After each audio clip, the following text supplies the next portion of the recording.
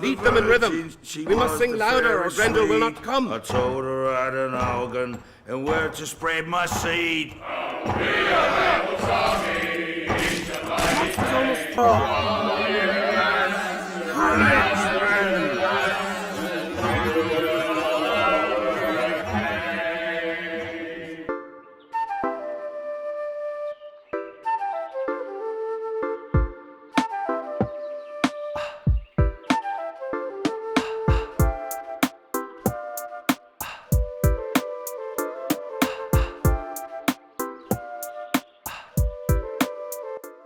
Beowulf is a 2007 hack-and-slash video game produced by Ubisoft Shanghai and released for PS3, Xbox 360, and PC.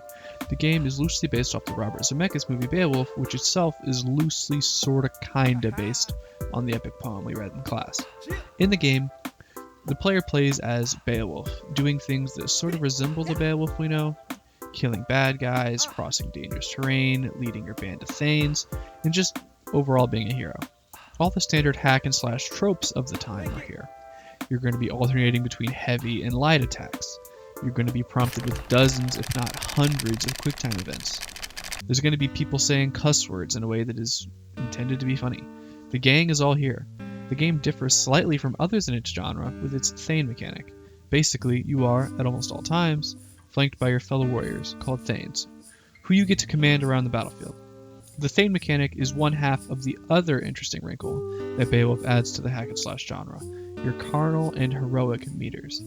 The more you enter your Berserker mode, a form where you deal increased damage but take none, you become more carnal.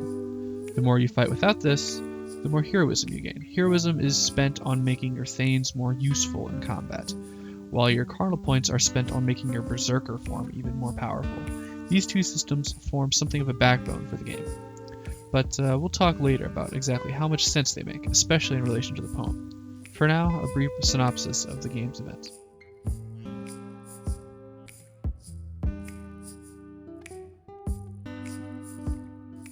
Part 2. This game makes no difference. Pepe's mail's getting sent back to me. Pepe Sylvia. I look at the mail. What is all this? It's Pepe Sylvia. So I said to myself, I gotta go up to his office. I gotta put his mail in the guy's goddamn hand.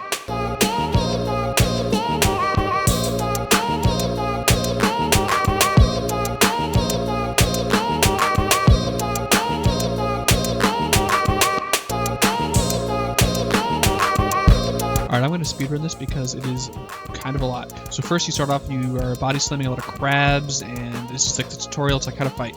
And then you go kill a sea serpent, because the sea serpent is, he's a bad guy, he's tormenting the people, but that's not the real problem. The real problem is that the Grendel is a thing. So you kill Grendel, and Grendel is pretty simple, but when you kill him, you're awarded a golden horn.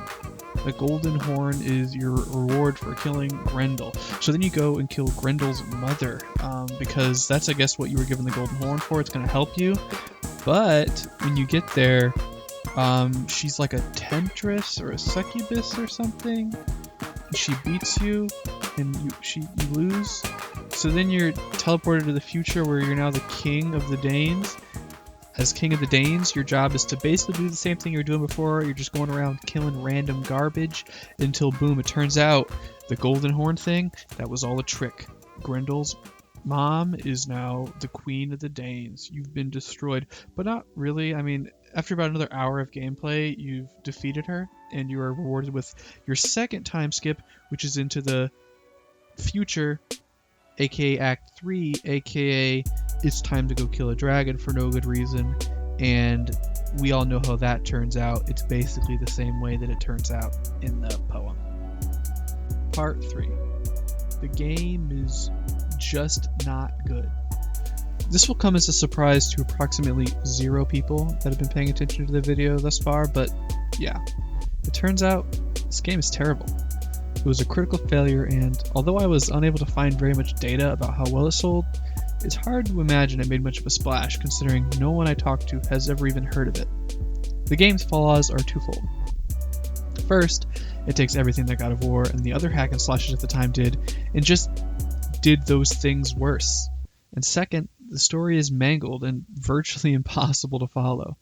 I can't tell if me knowing what happens in the real Beowulf helped or hurt my understanding of the events, but rest assured, the critical consensus is that after the first hour or so, nothing you are doing seems to have any bearing on the story whatsoever. You go to a place, you kill a couple dozen things there, and Grendel's mother has about a 25% chance of showing up, rinse and repeat. I suppose I'll use this opportunity to talk about the ways in which it differs from the original, although keep in mind, I do not necessarily think that the game would be terribly improved by more closely following the original. Its problems are just too deep-seated.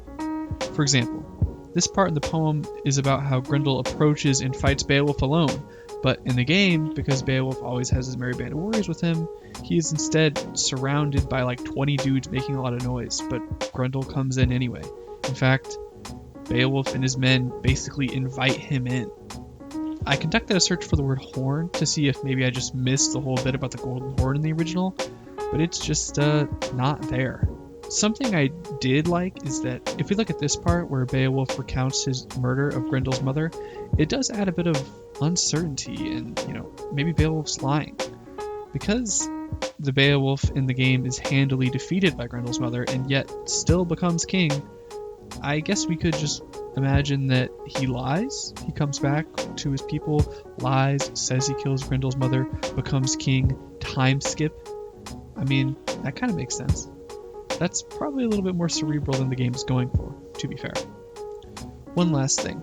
The game seems to position being a hero and being a berserker as the two sides of Beowulf.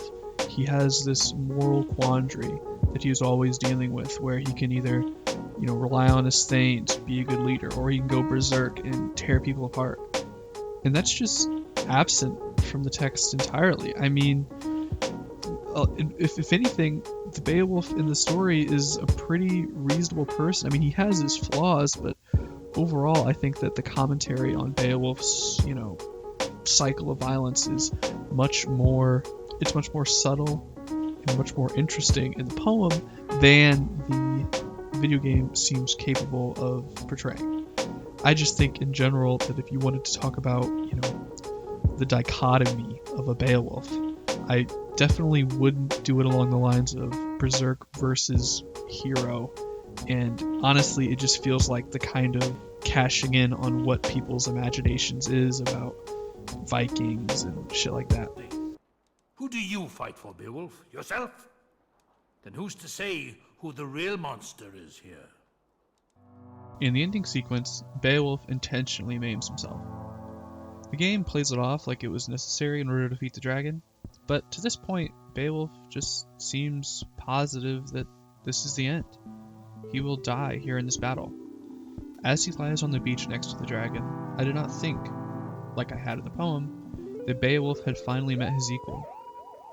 I saw instead a man that was just tired of winning. He's tired of prompting you to smash the circle button to struggle. He's tired of living the lie that he defeated Grendel's mother. He's tired of fighting to be remembered. When Wiglaf assures him that he will be remembered fondly, he replies, "It is no time for lies." Beowulf the game is a power fantasy, but it seems to think the power fantasy is futile, meaningless. You unlock legendary weapons of lore, and yet even they break with use as you slay your 10 millionth troll. As Beowulf lies dying, he is not comforted by the glory he has attained.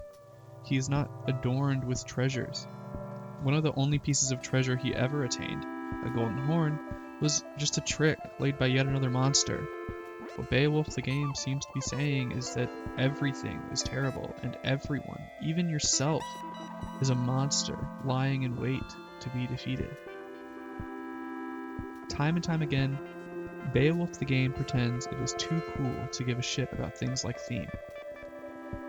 It makes Grendel a naked seductress not because it is saying something, but because having a naked CGI lady sells copies. It is not about killing monsters because that is a valuable thing to do, but because that is what generally constitutes a video game.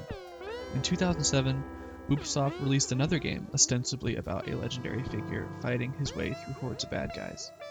It, too, is obsessed with the idea of being remembered for the things you did, obsessed with idolizing cool guys in the past who did exceptionally cool things.